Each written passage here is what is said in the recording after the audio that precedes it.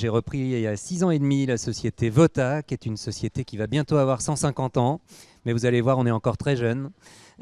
Société qui a été fondée en 1876, juste à côté d'ici. Il y a encore le moulin qui alimentait l'usine à l'époque. Et donc aujourd'hui, on fabrique des pièces métalliques avec deux procédés principaux, découpage emboutissage et tôlerie fine, donc découpe laser, poinçonnage, pliage. Et puis on a aussi, vous le verrez, de l'assemblage, de la soudure. Voilà, bref, on livre des produits à nos clients avec régulièrement des innovations, des investissements pour toujours répondre mieux à leurs besoins et les aider à être plus compétitifs. Donc nos clients, c'est le nucléaire, l'automobile, le sanitaire, la construction métallique, le bâtiment, le mobilier urbain, enfin c'est très vaste. Et bientôt l'aéronautique et la défense, puisqu'on va être certifié pour ça en début d'année prochaine. Mais l'idée, c'est que ce développement fort que nous avons ces dernières années, ces innovations, ces investissements, soient toujours au service de l'humain dans l'entreprise. L'humain, c'est notre ADN, c'est notre socle, c'est ce qui fait sens au quotidien. Et donc l'idée aujourd'hui, c'est vraiment de montrer à ces jeunes que voilà, tous les enjeux qui les animent pour un monde meilleur demain, c'est exactement ceux qui nous aussi nous font avancer chaque jour. C'est comment on fait pour construire un monde meilleur basé sur l'humain, en intégrant évidemment les nouvelles technologies et en se dotant du meilleur de ce qui peut exister, mais toujours au service de l'humain pour construire quelque chose de bien ensemble. Donc il y a beaucoup ici d'accueil du handicap, d'insertion, d'immersion professionnelle, d'ascenseur social, de formation, etc. pour travailler toujours mieux. Le Tour de France, vous l'avez vu, c'est plein de jeunes qui arrivent pour découvrir ces métiers que souvent ils ne connaissent pas ou mal.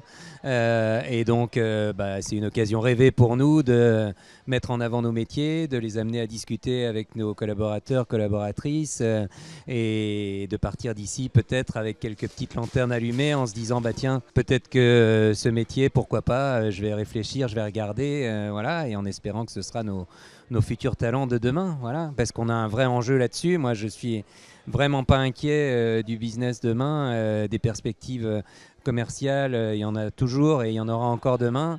Mais est-ce qu'on aura les gens à mettre devant les machines? Ça, c'est un vrai sujet pour nous et donc à nous de les intéresser, c'est notre responsabilité. Notre entreprise, c'est du savoir-faire. Donc ce savoir-faire, il faut qu'on continue à le muscler, il faut qu'on continue à le faire évoluer.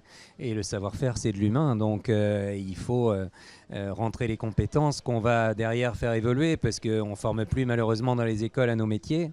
Mais à nous de rentrer des gens qui ont ces aptitudes, ces prérequis qu'on a pu sentir, voilà, et que derrière on va permettre de faire évoluer pour répondre à nos attentes et aux leurs aussi. J'ai eu 3-4 personnes dans le dernier groupe. Là, j'ai posé la question au début de la visite en disant combien de vous êtes intéressés par l'industrie.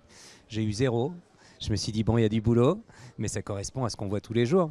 Et à la fin de la visite, j'en ai 3-4 qui m'ont dit bah oui, pourquoi pas, j'ai vu tel métier qui peut m'intéresser, je vais retourner poser des questions à telle opératrice que j'ai vue, je ne savais pas qu'il y avait des postes pour les femmes aussi dans l'industrie métallurgique, mais oui, évidemment qu'il y a des postes pour les femmes et voilà, donc partager ses parcours, avoir des collaborateurs qui expliquent pourquoi ils sont heureux dans leur métier, pourquoi il y a cet enthousiasme et ce plaisir de travailler tous les jours, c'est important de diffuser ça aux jeunes pour qu'ils comprennent que voilà, j'ai eu des échanges tout à l'heure qui étaient assez révélateurs en disant comment vous voyez l'industrie avant de venir ici.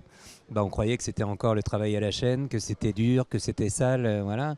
Aujourd'hui, ils découvrent une usine qui est propre, avec plein de beaux métiers, avec beaucoup d'innovation, avec de l'intelligence artificielle qui arrive à vitesse grand V, avec des casques de réalité virtuelle, avec des machines automatiques, beaucoup d'électronique.